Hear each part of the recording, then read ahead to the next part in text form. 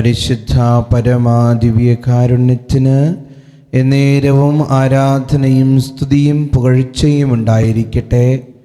നല്ലൊരു ദിവസമായിരുന്നുവെന്ന് അച്ഛൻ കരുതുകയാണ്. ഇന്ന് ഈ സായാഹ്നത്തിൽ കർത്താവ് പ്രഭാതം മുതൽ ഇന്നേരം വരെ നൽകിയ എല്ലാ നന്മകൾക്കും വലതുകരം ഉയർത്തിയൊരു പ്രൈസ് ദി ലോർഡ് പറയാം. Praise the Lord.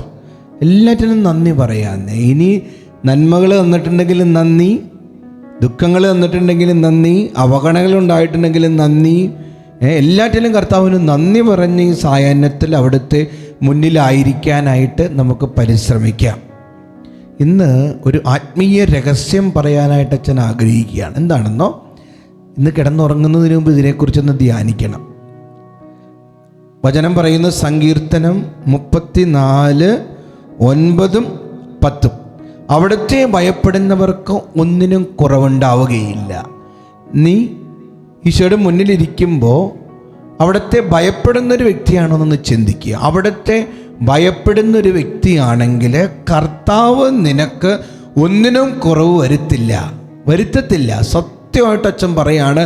അച്ഛൻ്റെ ജീവിതത്തിൽ അച്ഛൻ അനുഭവിച്ചറിഞ്ഞുകൊണ്ടിരിക്കുന്നൊരു സത്യമാണ്. സഹനങ്ങൾ ഉണ്ടാകത്തില്ല എന്നുള്ളതല്ല, ഞെരുക്കങ്ങൾ ഉണ്ടാകത്തില്ല എന്നുള്ളതല്ല, ദുഃഖങ്ങളും കഥനങ്ങളും ഉണ്ടാകത്തില്ല എന്നുള്ളതല്ല, പക്ഷേ അവയെല്ലാം താണ്ടി ഉയരാനായിട്ട് നിനക്ക് സാധിക്കുമെന്നുള്ളതാണ്. കർത്താവ് നിൻ്റെ ശത്രുക്കളുടെ മധ്യേ കർത്താവ് നിന്നെ ഉയർത്തുമെന്നുള്ളതാണ്. ഒറ്റ കാര്യം മതി, കർത്താവിനെ ഭയപ്പെടുന്നവനാകുക. അവിടുത്തെ കൽപ്പനകളിൽ നിന്ന് അണുവിട വ്യതിചലിക്കാത്തൊരു വ്യക്തിയായിട്ട് മാറുക.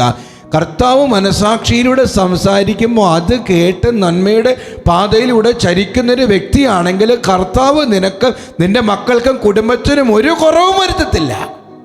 സത്യം എൻ്റെ ജീവിതം കൊണ്ട് അനുഭവിച്ചറിഞ്ഞൊരു കാര്യമാണ്.